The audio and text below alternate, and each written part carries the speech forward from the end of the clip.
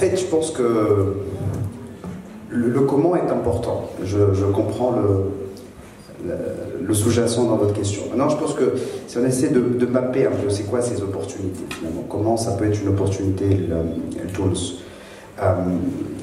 Je pense qu'il y a un premier parti pris qui me semble personnellement clair, c'est que, comme l'a dit Si Mohamed, comme l'a dit Si Malouane, c'est que quand les Tunisiens décident de partir, a priori, le jour où ils reviennent, ils sont plus forts.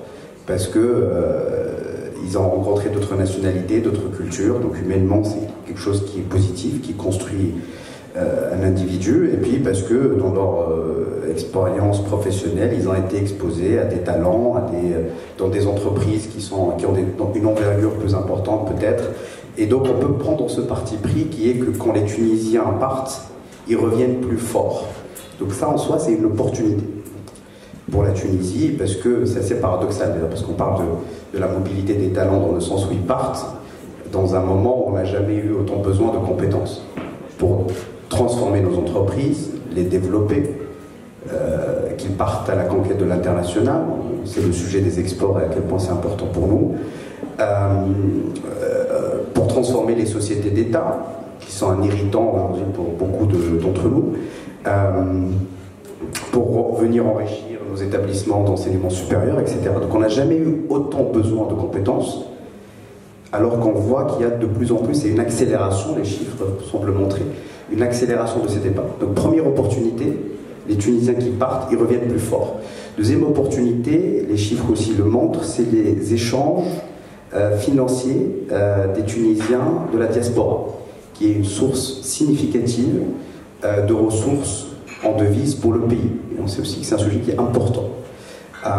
Je pense qu'il y a une troisième opportunité qui est que les Tunisiens en particulier qui sont educated à l'étranger jouent un merveilleux rôle d'ambassadeur pour notre pays, ambassadeur culturel, ambassadeur aussi économique. Vous avez cité l'exemple des Libanais, je pense que c'est un exemple pertinent. Non pas qu'ils vont orienter des investissements, des idées, le tout, ne sais pas si c'est simple que ça, c'est pas émotionnel. Enfin, il y a des drivers pour décider d'investir dans un pays, et c'est généralement, enfin, l'émotionnel est marginal dans ce type de décision. Mais toutefois, ils peuvent aussi être des ambassadeurs économiques aussi pour notre pays.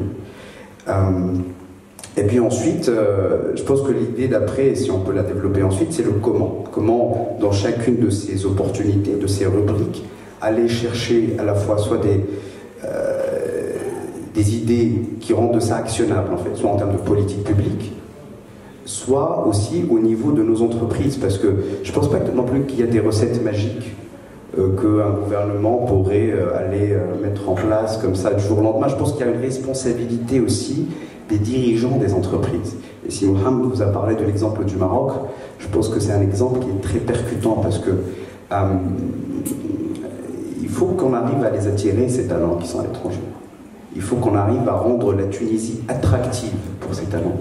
Alors on peut imaginer, et nous l'année dernière avec la TUJ, on a travaillé justement en essayant de verticaliser cette question.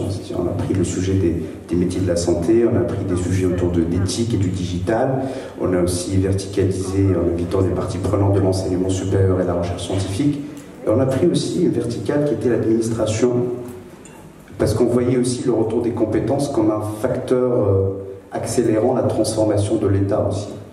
Et donc, et notamment, Sylvie Rach, l'année dernière, nous a parlé aussi de l'idée de créer un corps au sein de l'administration qui permettait aussi de rendre l'administration attractive pour ses talents.